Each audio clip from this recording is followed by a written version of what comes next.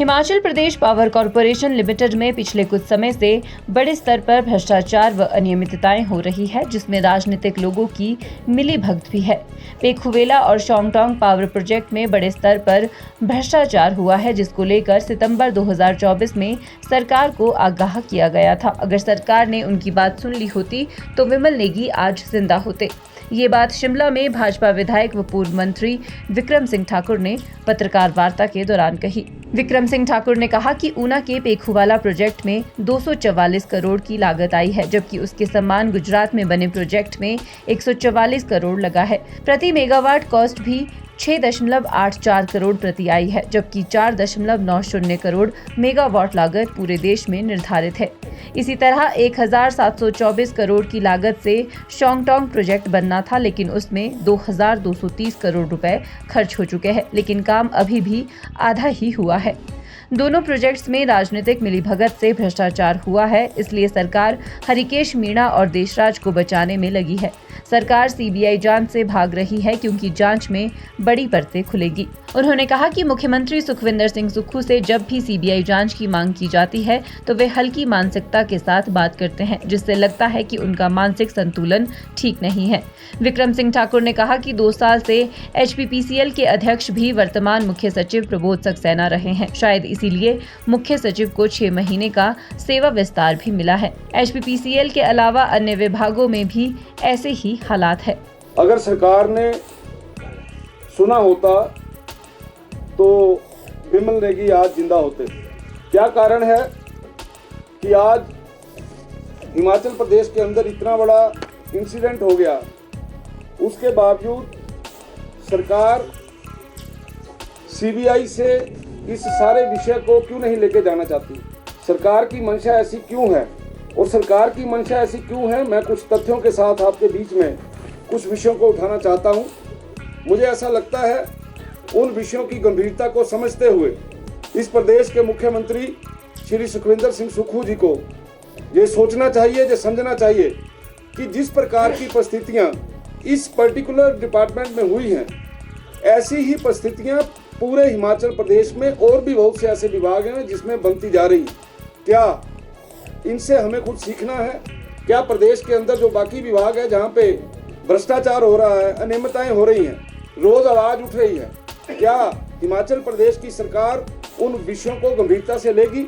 ये क्या कारण बने, ये क्यों हुआ ऐसा, उसके बारे में कुछ बिंदुओं को मैं यहाँ पे टच करना चाहता हूँ। जब भी कहीं पर कोई ऐसा बड़ा प्लांट लगता है, कोई डीपीआर बनती है तो उसका टेंडर होता है। पेखुवेला में जो प्लांट लगा उसकी जो डीपीआर बनी उसका कोई टेंडर नहीं हुआ।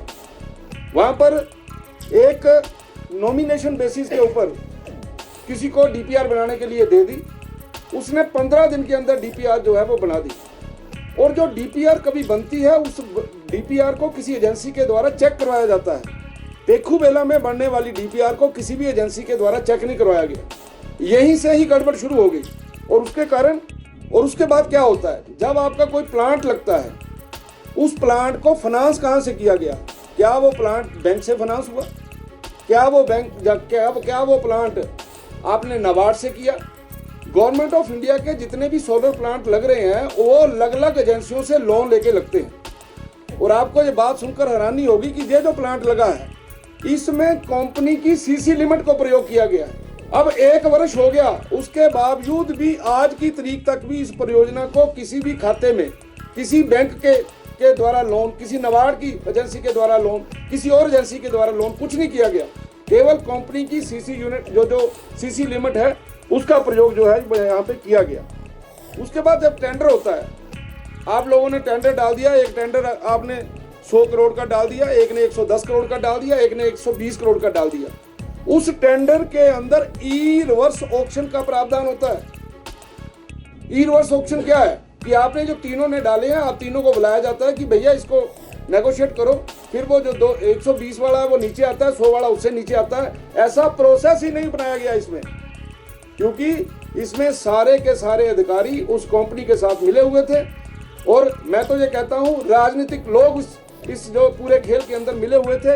यही कारण है कि आज जो कुछ भी हो रहा है उसके ऊपर किसी भी प्रकार की बात नहीं सुनी जा रही। अगर भारतीय जनता पार्टी ने इस विषय को उठाया है तो इसको एक राजनीतिक मांग कह के जो है वो कह दिया कि ये राजनीतिक मांग है, इसके कारण से इससे पल्ला जो है वो झाड़ा जा रहा है।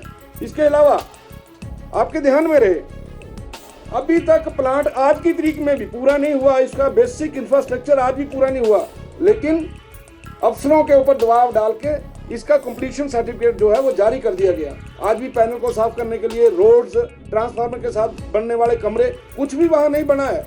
आप वहाँ की वस्तु स्थिति जाकर भी देख सकते हैं। आपको पता होगा एक बार फ्लड आया, उसके कारण से प्लांट बंद हुआ, लेकिन फ्लड की प्रोटेक्शन के लिए आज की तारीख में भी वहाँ कुछ नहीं किया गया। सरकार की रिकमेंडेशन होती है तभी विभाग में सीबीआई की जांच होती है। मुझे दुख होता है, इतनी हल्की मानसिकता के साथ आदरणीय सुक्खू जी बात करते हैं।